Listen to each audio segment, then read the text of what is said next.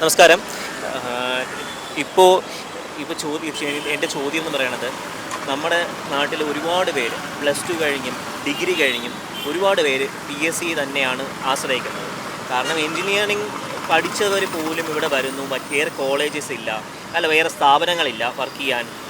ഒരു ടെക്നോ പാർക്കുണ്ട്, ഒന്ന് രണ്ട് സ്ഥാപനമുണ്ട്. അല്ലാതെ എനിക്കറിയാവുന്ന പോലും പലരും സ്ഥാപനങ്ങളിലെ ഫാക്ടറികളിലൊന്നും വർക്ക് ചെയ്യാൻ തമിഴ്നാട്ടിലേക്കാണ് പോകുന്നത്. അങ്ങനെയുള്ളവർക്ക് ഡയറക്റ്റ് PSC എന്നുള്ള രീതിയിൽ ഒരുപാട് സ്ഥാപനങ്ങൾ, പേര് ഞാൻ പറയുന്നില്ലെങ്കിലും ഒരുപാട് PSC പഠിപ്പിക്കുന്ന സ്ഥാപനങ്ങൾ ഒരു ബാച്ചിൽ തന്നെ 500 പേരോളം വരുന്ന സ്ഥാപനമുണ്ട്. അപ്പോൾ ഇത്രയും പേര് പഠിച്ച് പാസ്സായിട്ട് എന്താണ് ഭാവി? PSC പഠിക്കുന്ന ഉദ്യോഗാർത്ഥികൾ ഒരുപാട് പേരുണ്ട്. എന്താണ് അവർക്ക് എന്താണ് അവർക്ക് കൊടുക്കേണ്ട മെസ്സേജ് എന്താണ്?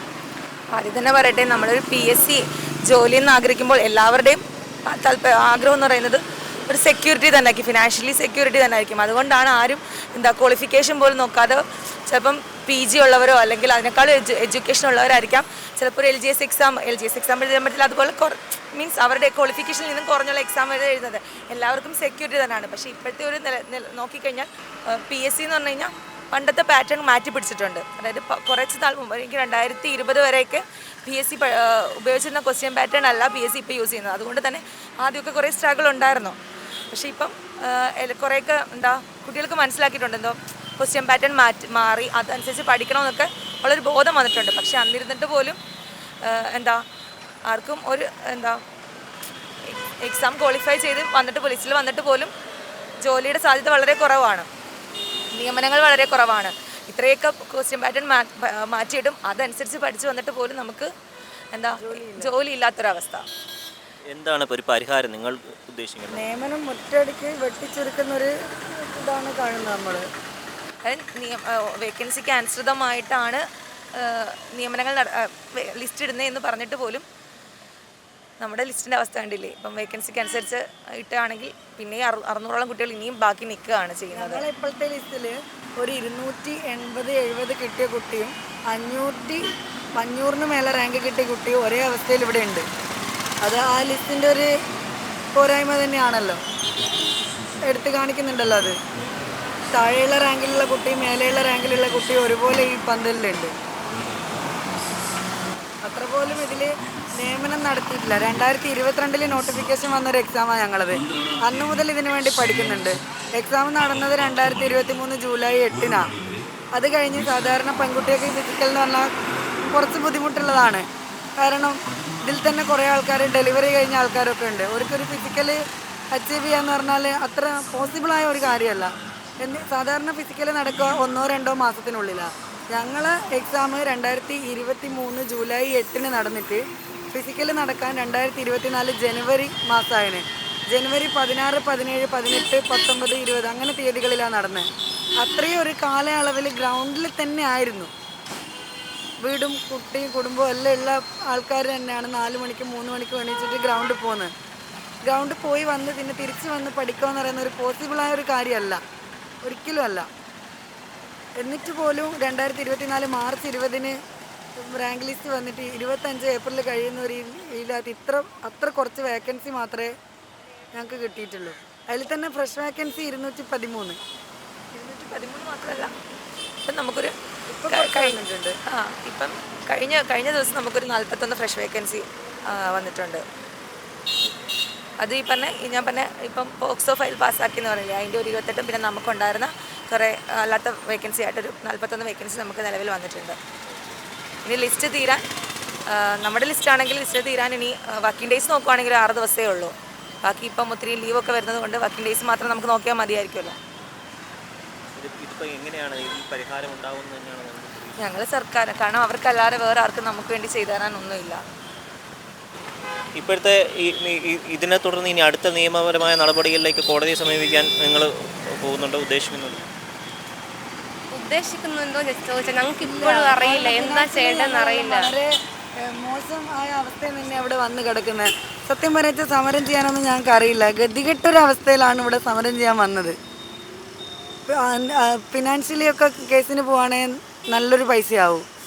ഇപ്പം ഇവിടെ വരാൻ തന്നെ ഞങ്ങളിൽ പലരാളെ കയ്യിലും പൈസയില്ല. കാരണം കാസർഗോഡ് മുതലുള്ള കുട്ടികളുണ്ട് ഇവിടെ. വണ്ടി ടിക്കറ്റ് എടുക്കാൻ പോലും ആവാത്ത ആൾക്കാർ ഇവിടെ ഉണ്ട്. ഞങ്ങൾക്ക് പഠിക്കാനും ഞങ്ങളെ സ്വപ്നമായിരുന്നു ഈ ജോലി. അപ്പോൾ അതിനു വേണ്ടി പഠിക്കണം, ഫിസിക്കൽ പാസ്സാവണം, അത് മാത്രമേ ഞങ്ങൾക്ക് അറിയുണ്ടായുള്ളൂ. ഇപ്പോൾ 2022 ഈ നോട്ടിഫിക്കേഷൻ വന്നപ്പോൾ ഞങ്ങളെപ്പോലെയുള്ള ഇപ്പോൾ ഇവിടെ ഇരിക്കുന്ന കുട്ടികൾക്കൊക്കെ 29 വയസ്സിന് താഴെ പ്രായമുള്ള കുട്ടികളാണ്, പെൺകുട്ടികൾ തന്നെയാണ്. അപ്പോൾ അതിനുവേണ്ടി പഠിക്കാനും ശാരീരിക ക്ഷമതാ പരീക്ഷയ്ക്ക് വേണ്ടി വിയർപ്പല്ല ഞങ്ങൾ ഒടുക്കിയത്. ശരിക്കും ഞങ്ങൾ ആ നാട്ടുകാരെയും വീട്ടുകാരെയും കൂട്ടുകാരെയും സമൂഹത്തിൻ്റെ മൊത്തം പരിഹാസങ്ങളൊക്കെ ഏറ്റുവാങ്ങി എത്രയോ കുട്ടികൾ ഇവിടെയുണ്ട്. അതൊക്കെ മറന്ന് ഫിസിക്കൽ പരീക്ഷ പാസ്സായി ഒരു റാങ്ക് ലിസ്റ്റിൽ വരുന്ന സമയത്ത് ഞങ്ങൾ രക്ഷപ്പെട്ടെന്നാണ് വിചാരിച്ചത്. ഇപ്പോഴും ഞങ്ങൾ രക്ഷപ്പെടും എന്നാണ് ഞങ്ങളെ വിശ്വാസം. കാരണം ഈ ഒരു ലിസ്റ്റിൽ വന്നിട്ട് ഇതുവരെ ആർക്കും ഇങ്ങനെ നിയമനം കിട്ടാണ്ട് നിന്നിട്ടില്ല. കഴിഞ്ഞ വർഷം 815 ആൾക്കാരെടുത്ത ലിസ്റ്റായത്. അതിൻ്റെ മുന്നേ 770 ആൾക്കാരാണ്. ഞങ്ങളെ ലിസ്റ്റിനോട് മാത്രം എന്താ ഇങ്ങനെയെന്ന് അറിയില്ല. ഈ ഒരു ലിസ്റ്റിൽ വന്നിട്ട് കിട്ടുന്ന പുറത്ത് വിശ്വസിച്ചിട്ടാണ് ഞാനിവിടെ വന്നത്. പിന്നെ ഇവിടെ പലരും ചോദിക്കുന്ന ഒരു ചോദ്യമുണ്ട്, എന്തിന് നിങ്ങൾ ഈ ഒരു ജോലിക്ക് വേണ്ടി മാത്രം ഇങ്ങനെ ഇവിടെ നിന്ന് വെയിൽ കൊള്ളുന്നു? നിങ്ങൾക്ക് വേറെ പോയി പഠിച്ചൂടെ, പ്രൈവറ്റ് ജോലി നോക്കിക്കൂടെ, അല്ലെങ്കിൽ വേറെ എന്തെങ്കിലും ജോലി ചെയ്തൂടെ? യൂട്യൂബൊക്കെ നോക്കി കമൻസ് ഒക്കെ അറിയാം. പക്ഷെ നമ്മൾ ഒരു ജോലി ഇഷ്ടപ്പെടുക, അതിനു വേണ്ടി ബാക്കിയെല്ലാം നമ്മൾ ത്യജിക്കുക. പലരും കല്യാണം കഴിഞ്ഞവരാണ്. ഈ ഒരു ജോലിക്ക് വേണ്ടി ഫാമിലി പ്ലാനിങ് പോലും, ഞാനിങ്ങനെ പറയുന്നത് കൊണ്ട് നിങ്ങൾക്ക് ബുദ്ധിമുട്ട് തോന്നരുത്, അതുപോലും കുട്ടികളൊന്നും തൽക്കാലത്തേക്ക് വേണ്ടെന്ന് വെച്ചിട്ട് അവരെ ജോലിക്ക് വേണ്ടി, അവരെ അസ്തിത്വത്തിന് വേണ്ടി പ്രയത്നിച്ച് അതേപോലെ അതിനു വേണ്ടി പ്രയത്നിക്കുക. എന്നിട്ട് നമ്മൾ ഫിസിക്കൽ പരീക്ഷ പാസ്സാവുക. ഞാനൊക്കെ കഷ്ടപ്പെട്ട് പാസ്സായിട്ട് ഒരു റാങ്ക് ലിസ്റ്റിൽ വന്നിട്ട് അത് നമ്മളെ കയ്യിൽ നിന്ന് താഴെ പോകുകയെന്ന് പറയുമ്പോൾ ഞങ്ങൾക്കത് ഉൾക്കൊള്ളാൻ പറ്റുന്നില്ല. പിന്നെ എന്തുകൊണ്ട് ഇത് ഓപ്റ്റ് ചെയ്തു ചോദിച്ചു കഴിഞ്ഞാൽ, ഈ PSC എക്സാമുകൾ എടുത്തു നോക്കിക്കഴിഞ്ഞാൽ നമ്മൾ ഇതിന് മുന്നേയുള്ള പോലീസ് ടെസ്റ്റും അതിന് മുന്നേയുള്ള പോലീസ് ടെസ്റ്റും ഇപ്പോൾ ഈ കുട്ടി പറഞ്ഞതുപോലെ 770 812 വേക്കൻസി പോയിട്ടുണ്ട്. അപ്പോൾ നമ്മളൊരു ജോലി ഒരു എക്സാം നോക്കുമ്പോൾ നമ്മൾ എന്താ നോക്കുക? ഏറ്റവും കൂടുതൽ പോസിബിലിറ്റി ഉള്ളൊരു ജോലി. പോസിബിലിറ്റി മാത്രമല്ല, ഞങ്ങൾ പെൺകുട്ടികളായതുകൊണ്ട് തന്നെ ഈ കാക്കിക്കുള്ളിൽ കയറുമ്പോൾ ഞങ്ങളൊരു സ്വാതന്ത്ര്യം, സെക്യൂരിറ്റി, ആ ഒരു ഫീലാണ്. പിന്നെ ഞങ്ങൾ അച്ഛനമ്മമാർ, എൻ്റെ വീട്ടിൽ 2 പെൺകുട്ടികളാണ്. അപ്പം ക്ലാസ്സൊക്കെ കഴിഞ്ഞ് വരുമ്പോൾ അച്ഛൻ കൂട്ടാൻ വരണം, അങ്ങനെയുള്ളൊരു സിസ്റ്റമൊക്കെ ഉള്ള ഗ്രാമപ്രദേശമാണ്. അപ്പോൾ ഈ ജോലി കിട്ടിക്കഴിഞ്ഞാൽ ഞാൻ സേഫായി സെക്യൂറായി, എനിക്ക് എന്നെ പോലെയുള്ള കുട്ടികൾക്ക് ഇങ്ങനെ പരിശ്രമിക്കുക, നിങ്ങൾ ഈ ജോലിക്ക് വേണ്ടി പരിശ്രമിക്കൂ, നമുക്ക് സമൂഹത്തിൽ ഉയർന്നു നടക്കാം, നമ്മൾ അച്ഛനമ്മമാർ നമ്മളെ അഭിമാനം കൊള്ളും എന്നൊക്കെ പറയാനുള്ളൊരു ഇതായിരുന്നു. കാരണം ഞാൻ എൻ്റെ വീട്ടിൽ ട്യൂഷൻ എടുക്കുന്നുണ്ട്. അപ്പോൾ കുട്ടികൾ പറയും, ചേച്ചി സമയമില്ല, പഠിക്കാൻ സമയമില്ല, കളിക്കണം അങ്ങനെയൊക്കെ പറയും, ഞാൻ ക്ഷീണമാണ്. അപ്പോൾ ഞാൻ പറയും, മക്കളെ ഞാൻ 6:15 മുതൽ 9 മണി നിങ്ങൾക്ക് ട്യൂഷൻ എടുക്കുന്നു, അത് കഴിഞ്ഞ് PSC സെൻറ്ററിൽ പഠിക്കാൻ പോകുന്നു, അത് കഴിഞ്ഞ് ഒരു 4 മണി മുതൽ 6:30 6:45 വരെ ഗ്രൗണ്ടിൽ, അത് കഴിഞ്ഞ് വീണ്ടും 7:30 മുതൽ 11 മണി വരെ, എല്ലാവരും ഉറങ്ങുന്ന സമയത്ത് 11 മണി വരെ വീണ്ടും ട്യൂഷൻ എടുക്കുന്നു. അപ്പോൾ ഞാൻ കുട്ടികളോട് പറയും, ഞാൻ വെറുതെ നിങ്ങളോട് ഇങ്ങനെ വായിട്ട് അലയ്ക്കുന്നതല്ല, ഞാൻ തന്നെ നിങ്ങളുടെ മുന്നിൽ വലിയൊരു ഉദാഹരണമല്ലേ. എനിക്കൊരു ജോലി കിട്ടുമ്പോൾ നിങ്ങൾക്ക് മനസ്സിലാവും ഈ സമയം എന്താണ്, നമ്മൾ അധ്വാനത്തിൻ്റെ ഫലം ഒരിക്കൽ നമ്മളെ തേടി വരുന്നു. അപ്പം ഞങ്ങളെ മാത്രമല്ല ഇത് ബാധിക്കുന്നത്, ഇപ്പം ഞങ്ങളെക്കാൾ ചെറിയ തലമുറ ഞങ്ങളെ കൂടെ വളരുന്നുണ്ട്. ഞാനിപ്പോൾ ഇവിടുന്ന് ഒന്നുമില്ലാണ്ട് നാട്ടിലേക്ക് ചെന്ന് അവർ ചോദിക്കും, ചേച്ചി പറഞ്ഞില്ലേ പഠിച്ചാൽ മതി, അധ്വാനിച്ചാൽ മതി, മനസ്സിൽ വേറൊന്നുമില്ലാതെ ഇതിനു വേണ്ടി പ്രയത്നിച്ചാൽ മതി, സമയം കണ്ടെത്തിയാൽ മതി, പിന്നെ ഇതിനെന്തർത്ഥമാണ്? ആ കുട്ടികളുടെ അടുത്ത് ചോദിക്കും, ഞാൻ എന്ത് പറയും? പിന്നെ നാട്ടുകാർ എന്തായി അപ്പോഴേ പറഞ്ഞതല്ലേ പോലീസ് നിനക്ക് പറ്റിയ പണിയല്ലെന്ന്, പറ്റൂല, നടക്കൂല, അങ്ങനെ പരിഹസിച്ചതിന് മുന്നിൽ ഞങ്ങൾ വെറും കോമാളികളായി. ഇത് സ്ത്രീപക്ഷ ഗവൺമെൻറ്റാണ്, വനിതാ പ്രാതിനിധ്യം കൂട്ടുമെന്ന് നമ്മുടെ ബഹുമാനപ്പെട്ട മുഖ്യമന്ത്രി പിണറായി സാർ പറഞ്ഞിട്ടുണ്ട്. അദ്ദേഹത്തെ പോലുള്ള വ്യക്തി, കഷ്ടപ്പാടിൽ നിന്ന് വരുന്ന വ്യക്തി, സമരങ്ങളിൽ കൂടെയും ദാരിദ്ര്യത്തിൽ കൂടെയും ബുദ്ധിമുട്ടുകൾ കൂടെയും വന്ന വ്യക്തി, അങ്ങനെ അദ്ദേഹത്തെ പോലൊരു വ്യക്തിക്ക് ഒരിക്കലും ഞങ്ങളെ കണ്ടില്ലെന്ന് നടിക്കാൻ പറ്റില്ല. അദ്ദേഹം കാണും എന്ന് തന്നെയാണ് പ്രതീക്ഷ. പിന്നെ ഞങ്ങൾ അവസ്ഥ പറയുകയാണെങ്കിൽ 50-60 കുട്ടികളുടെ സമരപ്പന്തലായിരുന്നു. ഇപ്പോൾ നിങ്ങൾ നോക്കിയാൽ 10-12 കുട്ടികളെ ഇവിടെ കാണുന്നുള്ളൂ. എന്തേ ആരും അതൊന്നും ചോദിക്കാത്തത്? 10-22 പേർക്ക് യൂറിനറി ഇൻഫെക്ഷൻ, മിനിമം പെൺകുട്ടികളാണ്, പീരീഡ്സിൻ്റെ പ്രശ്നം ഉണ്ടാകും, നടുവേദന, മാനസികമായിട്ട് ഡെസ്പായി ഫുഡ് പോലും കഴിക്കാതെ കുറേ പേര് BP കുറഞ്ഞു, 4 പേര് മിനിമം നിരാഹാരം. ഇവരൊക്കെ വീഴുന്നത് കണ്ട് ഞങ്ങൾ ഡൗൺ ആവുന്നു. പിന്നെ ഞങ്ങൾ അച്ഛനമ്മമാരുടെ പ്രാർത്ഥനയോ അല്ലെങ്കിൽ ഞങ്ങളിവിടെ കിടക്കുമ്പോൾ ഇവിടെ പല വണ്ടിക്കാരൊക്കെ പോകുമ്പോൾ അവർ പറയും ഞങ്ങൾ പ്രാർത്ഥിക്കുന്നുണ്ട് എന്നൊക്കെ പറയും, അമ്മമാരൊക്കെ പറയും. അവരെ പ്രാർത്ഥനയോ അതൊക്കെ കൊണ്ട് ഞങ്ങളുടെ ഉള്ളിലെ പ്രതീക്ഷയുടെ കിരണം ഇതുവരെ അണയാതെ ആരുടെയൊക്കെയോ പ്രാർത്ഥന ഞങ്ങളിവിടെ നിൽക്കുന്നു. ഇന്നലെ ഒരു മനുഷ്യന് വേണ്ടതല്ലേ ഉറക്കവും ഭക്ഷണം?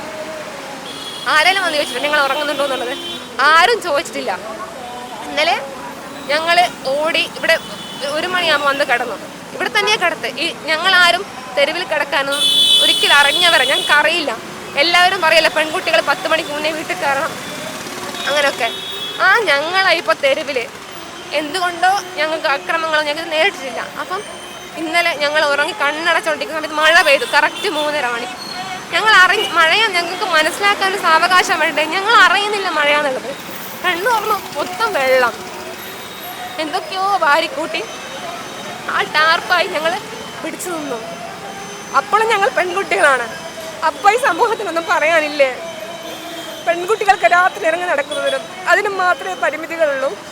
അല്ലല്ലോ, ഇതെന്താ ആരും കാണാത്തത്?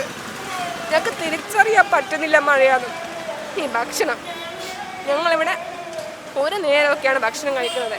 കാരണം കൂടെ വന്ന 4 പേരൊക്കെ നിരാഹാരം കിടക്കുമ്പോൾ സഹജീവികളല്ലേ, നമ്മൾ മനുഷ്യത്വമുള്ളവരല്ലേ. കൂടെ ഉള്ളവരിങ്ങനെ വയ്യാണ്ട് കിടക്കുമ്പോൾ നമുക്ക് ഫുഡ് കഴിക്കാൻ പറ്റുമോ? ഇല്ലല്ലോ. നിങ്ങളൊരു കാര്യം ആലോചിച്ച് നോക്കിയേ. ഞങ്ങൾക്കൊക്കെ വീട്ടിൽ അച്ഛനമ്മമാരുണ്ട്. മറ്റാർക്ക് കുട്ടികളെ തള്ളി പറയാൻ പറ്റില്ല. പെറ്റമ്മ എന്ന് പറയുന്നവർ അങ്ങനെയൊക്കെ ചിന്തിക്കുന്ന നാടല്ലേ. ആ അമ്മമാരെത്ര വേദനിക്കുന്നത് നിങ്ങൾ ആലോചിച്ച് നോക്കിയേ. ഞങ്ങൾ 100-400 പേരെ കാര്യമല്ല ഇത്, കുറേ കുടുംബങ്ങളെ കാര്യമാണ്. കഷ്ടപ്പെട്ട് വന്നവരാണ്, പല രീതിയിൽ കഷ്ടപ്പാടുണ്ട്.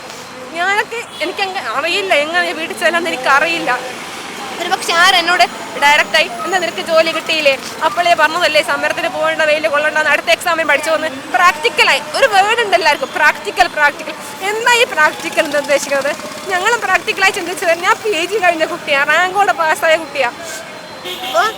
അപ്പോൾ ദൂരേക്കൊന്ന് പണിക്ക് പോകാനുള്ള ഒരു ജോലിക്ക് പോകാനുള്ള ഒരു സാഹചര്യം എനിക്കില്ല. എൻ്റെ വീട്ടിൽ 2 പെൺകുട്ടികളാണ്. അപ്പോൾ എനിക്ക് ചെയ്യുന്ന ജോലിയോടൊപ്പം എൻ്റെ അച്ഛനമ്മമാരെ കൂടെ നോക്കണം. ഞാൻ അവിടെ ഇല്ലെങ്കിലും അവർ സുരക്ഷിതരായിരിക്കണം. അതിനും കൂടെ വേണ്ടി ഞാൻ ഈ പോലീസ് ജോലി ആഗ്രഹിച്ചത്, കഷ്ടപ്പെട്ട് പഠിച്ചത്. ഞാൻ മാത്രമല്ല, എല്ലാവരും, ഇവിടെയുള്ള എല്ലാവരും. ഞങ്ങളിവിടെ സുഖസാകും, ഞങ്ങൾക്ക് ആരുടെയും സപ്പോർട്ടില്ല. ഞങ്ങളിവിടെ ഒരു ഗ്ലാസ് കഞ്ഞിവെള്ളം കുടിക്കുന്നുണ്ടെങ്കിൽ ഞങ്ങൾ ഓരോരുത്തരും കഷ്ടപ്പെട്ട് കണ്ടിട്ട് പിന്നെ മറ്റുള്ള ആൾക്കാരോടൊക്കെ ചോദിച്ച് ഞങ്ങളുടെ വീട്ടുകാരോടൊക്കെ ചോദിച്ച് ആ പൈസ കൊണ്ട് ഞങ്ങൾ കഞ്ഞിവെള്ളം കുടിക്കുന്നത്. ആരൊക്കെ വിചാരിക്കും ഞങ്ങൾക്ക് എന്തൊക്കെയോ സപ്പോർട്ട്. ആ ഒരു സപ്പോർട്ട് ഞങ്ങൾക്കില്ല. അങ്ങനെയുണ്ട് ഞങ്ങൾ ഈ വെയിലത്ത് കിടക്കുമോ? നിങ്ങൾ പറ. അർഹതയില്ല എന്ന് പറയുന്നവരോട്, നമുക്ക് അർഹതയില്ലാത്തൊരു കാര്യമാണെങ്കിൽ ഇത്രയും ദിവസമൊന്ന് വെയിലും മഞ്ഞും മഴയും കൊണ്ട് കൊതുകിൻ്റെ കടി കൊണ്ട് ഈ റോഡിൽ കൂടെ പോകുന്ന ആൾക്കാർ ഇവരെന്താ ഇങ്ങനെ ചില പുച്ഛിച്ചൊക്കെ ഞാൻ നേരിട്ട് കണ്ടിട്ടുണ്ടോ, പുച്ഛിച്ച് എന്താ വേറെ പണിയില്ല എന്നൊക്കെ പറഞ്ഞു പോയ ആൾക്കാർ. അങ്ങനെ ഒന്ന് അത് ഓൺലൈൻ മീഡിയ ചിലർ കമൻസ്, നമുക്കതൊക്കെ മുറിവാണ്. ഞങ്ങൾ വീക്കാണ് മെൻ്റലി. അപ്പം നമുക്കതൊക്കെ ആഴമേറിയ മുറിവാണ്. അതുകൊണ്ട് പലരെയും വീട്ടുകാരെ വിളിച്ച് പറയും, മക്കളെ പോരെ, നിങ്ങൾ അവിടെ നിൽക്കണ്ട, വയ്യ, നിങ്ങളിങ്ങനെ കാണാൻ ഞങ്ങൾക്ക് വയ്യ. എൻ്റെ ഒക്കെ വീട്ടിൽ നിന്ന് വിളിച്ച് പറഞ്ഞു. അപ്പോൾ നമ്മൾ ആലോചിക്കും മതി, അങ്ങനെ വന്നാൽ ഞങ്ങൾ തോറ്റുപോവില്ലേ? ഞങ്ങൾ പോലീസുകാരാവേണ്ട കുട്ടികളല്ലേ? പോലീസുകാരാവേണ്ട കുട്ടികൾ ഒരിക്കലും ഇങ്ങനെ മനധൈര്യം കൈവിടിഞ്ഞ് പറ്റില്ല എന്ന് പറഞ്ഞ് പോകേണ്ട ആൾക്കാരല്ലല്ലോ ഞങ്ങളെപ്പോലെ കുട്ടികളെ സംരക്ഷിക്കേണ്ടവരല്ല. ആ ഒരു ധൈര്യത്തിൽ ഞങ്ങളിവിടെ കിടക്കുന്നത്. കുട്ടികളെ വീട്ടിലാക്കി വന്നവർ, പ്രായമായ അച്ഛനമ്മമാരെ വീട്ടിലാക്കി വന്നവർ, ജോലി ഉപേക്ഷിച്ച് റിസൈൻ ചെയ്ത് ഇവിടെ വന്നവർ, അങ്ങനെയൊക്കെയുള്ള ആൾക്കാരാണ്. ആരും ഞങ്ങളടുത്ത് ഒരു ഭക്ഷണത്തിൻ്റെ കാര്യം നിങ്ങൾ എന്ത് ചെയ്യും, നിങ്ങൾ എന്താണ് ഇവിടെ ചെയ്യുന്നത്, ഉറങ്ങാറുണ്ടോ? നമ്മളിപ്പോൾ നേരിട്ട് ഇവരെ പ്രശ്നങ്ങൾ കേട്ടു. അതുകൊണ്ട് തന്നെ നമുക്കത് മനസ്സിലാവുന്നുണ്ട് ഞങ്ങളുടെ പ്രശ്നങ്ങൾ. ഒരു ചോദ്യം എന്ന് പറയുന്നത്, ഇനിയൊരു വലിയൊരു തലമുറ +2 കഴിഞ്ഞും ഡിഗ്രി കഴിഞ്ഞും ഒരുപാട് PSC പഠിക്കുന്ന സ്ഥാപനങ്ങളിൽ പഠിക്കുകയും വളരെ വലിയ തുക കൊടുത്താണ് പഠിക്കുന്നത്, കടം വാങ്ങിച്ചും പലയിടത്തും പഠിക്കുന്നത്. എനിക്ക് നേരിട്ടറിയാവുന്ന ഒരാൾ, ഞാനും PSCക്ക് പൈസ കൊടുത്ത് പഠിക്കാൻ പോയ ഒരാളാണ്. അപ്പോൾ അങ്ങനെ ഒരു തലമുറയ്ക്ക് എന്താണ് ഇനി കൊടുക്കേണ്ടത്? അവരെന്തിനു വേണ്ടി പഠിക്കണം? ഇതാണ് ഈ അവസ്ഥയെങ്കിൽ. ഇത്ര നാളും നമ്മൾ പഠിച്ചത് ജോലിക്ക് വേണ്ടിയായിരുന്നു. ഇനി അവർ എന്ത് സാഹചര്യവും നേരിടാൻ പഠിക്കണം. മാനസികമായി ധൈര്യം നേടിയെടുക്കണം. കാരണം പരീക്ഷ എഴുതിയത് കൊണ്ടോ അല്ലെങ്കിൽ ഒന്നുകിൽ 100-ലൊക്കെ താഴെ വലിയ റാങ്കൊക്കെ പഠിക്കണം. അല്ലാതെ ഒന്നും നമുക്ക് ജോലിയൊന്നും കിട്ടാൻ പോകുന്നില്ല. കാരണം എന്തൊക്കെയൊക്കെയോ കാരണങ്ങൾ ഞങ്ങൾക്കറിയില്ല. ഞങ്ങളിപ്പോൾ അങ്ങനെ നിൽക്കുന്നവരാണ്. പിന്നെ നമുക്കറിയാലോ, ഇപ്പോൾ ലഹരി അങ്ങനെയുള്ള കുറേ കുഞ്ഞു കുട്ടികളാണ്, 24 വയസ്സുള്ള കുട്ടികളാണ് ഈ ലഹരിക്കൊക്കെ പോകുന്നത്. അവരെ എത്തിച്ചേർക്കുന്ന സാഹചര്യം എന്താണെന്ന് നമ്മളൊന്ന് ചിന്തിച്ച് നോക്കുക. അപ്പോൾ പലതിനും ഉത്തരം വരും. പൈസയാണ് എല്ലാത്തിനും ആധാരം. അപ്പം പൈസ കിട്ടാനുള്ള വഴിയിലേക്ക് അവർ പോവുകയാണ്, അവരെത്തിക്കുന്നതാണ്. കാരണം പഠിച്ചാൽ രക്ഷപ്പെടുന്നുള്ള തോന്നൽ കുട്ടികളിൽ നിന്ന് പോയതോ എന്നറിയില്ല. ഞങ്ങളും ഇങ്ങനെയുള്ള സാഹചര്യത്തിൽ നിന്ന് അതിലേക്കൊന്നും വഴിമാറാതെ ഒരു മോശമായ പ്രവൃത്തികളിലും പെടാതെ ഗവൺമെൻറ്റിൽ വിശ്വസിച്ച് അവർ നടത്തുന്ന എക്സാം, ഒരു പ്രൈവറ്റ് ഏജൻസി നടത്തുന്ന എക്സാം അല്ലല്ലോ PSC. ഗവൺമെൻറ് മെറിറ്റ് അടിസ്ഥാനത്തിൽ കൊടുക്കുന്ന ജോലിക്ക് വേണ്ടി ചെയ്യുന്നവരാണ്. പക്ഷെ ഞങ്ങൾക്ക് ഇപ്പോഴും ഞങ്ങൾ ലിസ്റ്റ് കഴിയുന്നതിന് മുന്നേ ഇതിനൊരു തീരുമാനമാവും, നല്ലൊരു തീരുമാനം ഉണ്ടാവും. എല്ലാവർക്കും ജോലിയെന്ന് ഞാൻ പറയുന്നില്ല, മിനിമം കുറച്ച് ഒരു ഇവിടെ കിടന്ന് കഷ്ടപ്പെടുന്ന കുറേ കുട്ടികളുണ്ട്. അവരൊക്കെ കുടുംബങ്ങൾ അനാഥമായി പോകും, അവർ മാനസികമായി തളർന്നു പോകും. അങ്ങനെയുള്ളവർക്കെങ്കിലും ജോലി ഞങ്ങളൊന്ന് പരിഗണിക്കണമെന്ന് മാത്രമേ പറയാനുള്ളൂ. ഞങ്ങളെ കണ്ടാണ് അടുത്ത തലമുറ വരുന്നത്. ഞാൻ പറഞ്ഞില്ലേ, ഞാൻ ട്യൂഷൻ എടുക്കുന്ന കുട്ടികളുണ്ടെന്നാണ്. അവരെൻ്റെ അടുത്ത് ചോദിക്കും, ഇവിടെ പലരും ട്യൂഷൻ എടുക്കുന്ന കുട്ടികളുണ്ട്, അവർക്ക് വിശ്വാസം നഷ്ടപ്പെട്ടു, പഠിച്ചാൽ ജോലി കിട്ടുന്ന വിശ്വാസം അവർക്ക് നഷ്ടപ്പെട്ടു. ഞങ്ങൾ അവരെക്കാൾ പക്വതയുള്ളവരായതുകൊണ്ട് ഞങ്ങൾ തിരിച്ചറിവ് ഞങ്ങൾക്കുണ്ടാവും, ഇത് സാരമില്ല എന്നൊക്കെ തോന്നാൻ ഞങ്ങൾക്ക് വന്നു. പക്ഷേ അവർ കുഞ്ഞു കുട്ടികളാണ്, അവർക്ക് ഈ ചേച്ചി ഇങ്ങനെ പഠിച്ചു അവർക്ക് ജോലി കിട്ടിയില്ലല്ലോ ആ തോന്നലൊക്കെ അവരുള്ളിൽ വന്നാൽ അവരൊക്കെ എങ്ങോട്ടെങ്കിലുമൊക്കെ പോയി പോകും. അപ്പോൾ നമുക്ക് അവരെ തെറ്റു പറയാൻ പറ്റുമോ? ഒരിക്കലും പറയില്ല. സാഹചര്യം കാണാൻ ഒരാളെ കൊണ്ട് ഇങ്ങനെ ചെയ്യിക്കുന്നത്. ഞാൻ സ്വപ്നത്തിൽ പോലും വിചാരിച്ചിട്ട് ഞാൻ ഈ തലസ്ഥാന നഗരിയിൽ വന്നിട്ട് അനന്തപുരിയിൽ വന്നിട്ട് ഇവിടെ ഭിക്ഷ എടുക്കാൻ നിൽക്കുമെന്ന് ഞാൻ ഒരിക്കൽ പോലും വിചാരിച്ചില്ല. എന്നെ കാണുകയാണ് എൻ്റെ നാട്ടിലെ കുട്ടികൾ. അപ്പോൾ അവരെ മനസ്സിൽ എന്താ തോന്നുക? നിങ്ങൾ തന്നെ ആലോചിച്ച് നോക്ക്.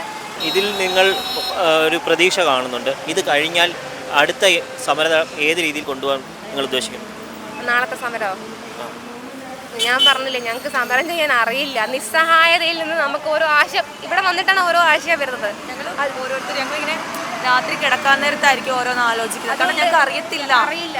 നമുക്ക് ഈ ഒരു സ്ഥലത്തിരുന്ന് നമുക്ക് എന്തൊക്കെ ചെയ്യാൻ പറ്റും ഞങ്ങൾ ആലോചിച്ച് രാത്രിയിലൊക്കെ ഇരുന്ന് ആലോചിച്ച് ചിലപ്പോൾ രാത്രി 12 മണിക്ക് അല്ലെങ്കിൽ 1 മണിക്കായിരിക്കും ഒരാളുടെ തലയിൽ ഒരു ആശയം വരുന്നത്.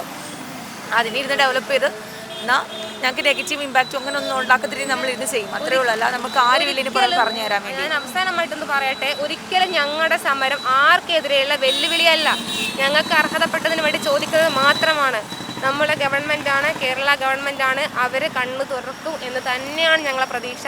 അതുവരെയും മനസ്സിൽ ആ പ്രതീക്ഷയുടെ കിരണം കൈവിടാതെ ഞങ്ങൾ ഈ വെയിലത്ത് മഴയത്ത് മഞ്ഞത്തും ഇവിടെ തന്നെ ഉണ്ടാവും. അത് എന്തുകൊണ്ട് ആരോട് വാശി തീർക്കാൻ അങ്ങനെയൊന്നുമല്ല. നമ്മളെ കൈവിടില്ല എന്നുള്ള സ്ഥലത്തല്ലേ നമ്മൾ നിൽക്കുള്ളൂ. അവർ കൈവിടില്ല, ഞങ്ങളെ കാണും. അതുകൊണ്ട് മാത്രം ഞങ്ങൾ ഇവിടെ നിൽക്കും.